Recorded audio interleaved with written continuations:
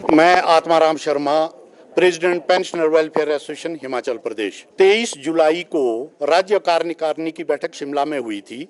उसमें हमने ये प्रस्ताव पास किया था और माननीय मुख्यमंत्री जी को एक हमने जो है लेटर दिया था और उसमें हमने उनको बोला था कि आप 15 तारीख तक हमारे को बातचीत के लिए बुलाया जाए, जो हमारी मांगे है उनमें बातचीत करें, नहीं तो जो हिमाचल प्रदेश के जो पेंशनर्स है वो सड़कों पे उतरेंगे। और उसी के उपलक्ष्य में आज जो हमारी सिटी की ये यहाँ मीटिंग है, पूरे प्रदेश के पेंशनर 20 तारीख को हर जिला मुख्यालय में धरना प्रदर्शन कर रहे हैं। किन्नौर से लेकर ये चंबा तक और कांगड़ा से लेकर और इधर लाहौल स्पीति और कुल्लू तक जितने भी हमारे जिला मुख्यालय में पेंशनर वेलफेयर एसोसिएशन सड़कों पे उतर रहेंगे और सरकार के विरुद्ध धरना प्रदर्शन करेंगे। इसी उपलक्ष्य में आज हम यहाँ शिमला सिटी की कार्यकारिणी की बैठक हमने कालीबाड़ी में बुलाई है। शिमला में भी जो जिला स्तरीय हमारा प्रदर्शन होगा वो डीसी ऑफिस के बाहर होगा और 20 तारीख को वो जिला स्तर का है और उसमें राज्य कार्यकारिणी की तरफ से हम भी भाग लेंगे और माननीय मुख्यमंत्री को डीसी महोदय के थ्रू एक मेमोरेंडम दिया जाएगा। पेंशनर वेलफेयर एसोसिएशन एक सबसे बड़ा हमारा प्लेटफॉर्म होता है, जेसीसी का गठन किया जाए। इस सरकार में अभी तक नहीं किया।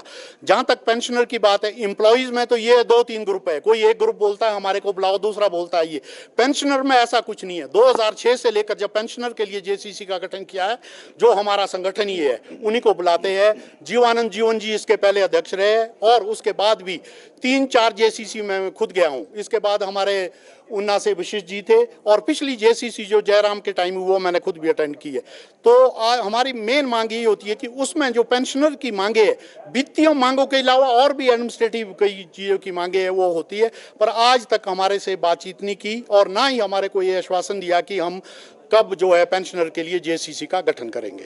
पहले पेंशन 1 को मिलती थी, अब जो है वो डेट आगे बढ़ा गई, 10 हो गई है। तो क्या लगता है क्या कि जो वित्तीय स्थिति है वो खराब है या फिर रीजन? इसके बारे में तो मैं ये बोलूँगा कि ये माननीय मुख्यमंत्री, जो भी सरकार होती है उनका काम है कि पैसे का इंतजाम करना जो भी है स्टेट के लिए।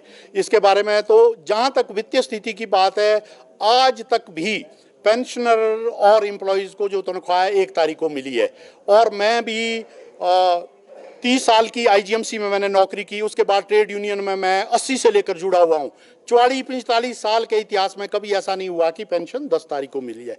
और नंबर 2, जब बजट पेश होता है विधानसभा में, 2 तरह की उसमें होती है। एक जो बजट में होता है, जो पेंशन और एम्प्लॉय के लिए जो होता है, इसके लिए अलग हेड इसमें रखा जाता है, जिसको मेरा ख्याल है प्लान बोलते हैं। एक प्लान होता है, एक नॉन प्लान होता है। तो वो तो पहले ही साल भर का वहाँ इकट्ठा किया हुआ है। फिर इस तरह का मिसमैनेजमेंट ये कहाँ से हुआ कि एम्प्लॉयज़ को और पेंशनर को जो पेंशन है, एम्प्लॉयज़ को 5 तारीख को मिल रही है और पेंशन को 10 तारीख को पेंशन मिल रही है। आज तक के इतिहास में जो मैं भी समझता हूँ कि 44-45 साल के ऐसा कभी नहीं हुआ है।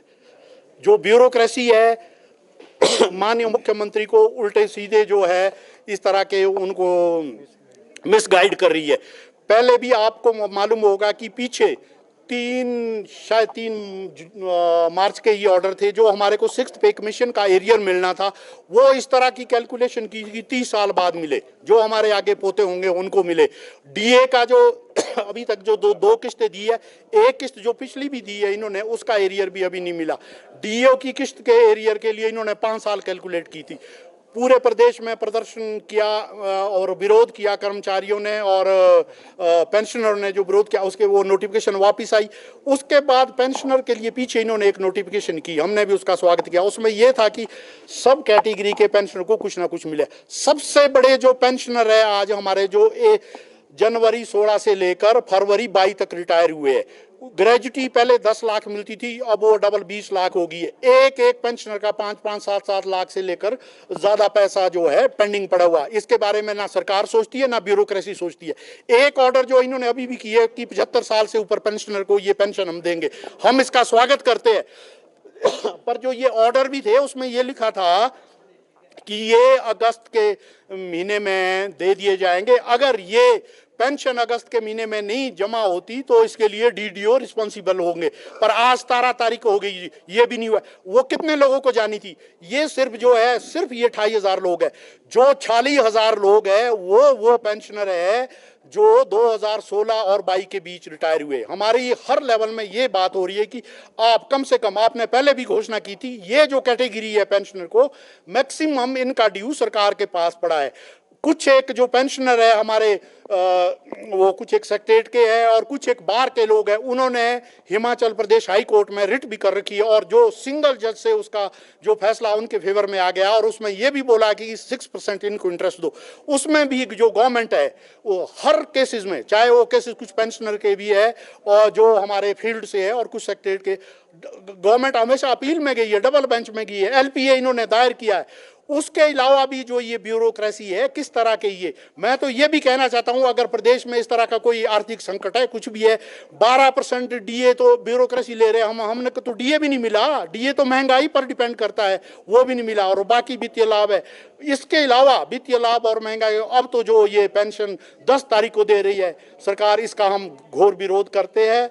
और इसी उपलक्ष्य में पूरे हिमाचल प्रदेश में हमारे 20 तारीख को हर जिला मुख्यालय में धरना प्रदर्शन होंगे और वहां से मांग जो है माननीय मुख्यमंत्री को थ्रू डीसी भेजी जाएगी। हिमाचल न्यूज़ 24/7 के लिए शिमला से सपना शर्मा और हरदेव कुमार की रिपोर्ट। आप देख रहे हैं हिमाचल न्यूज़।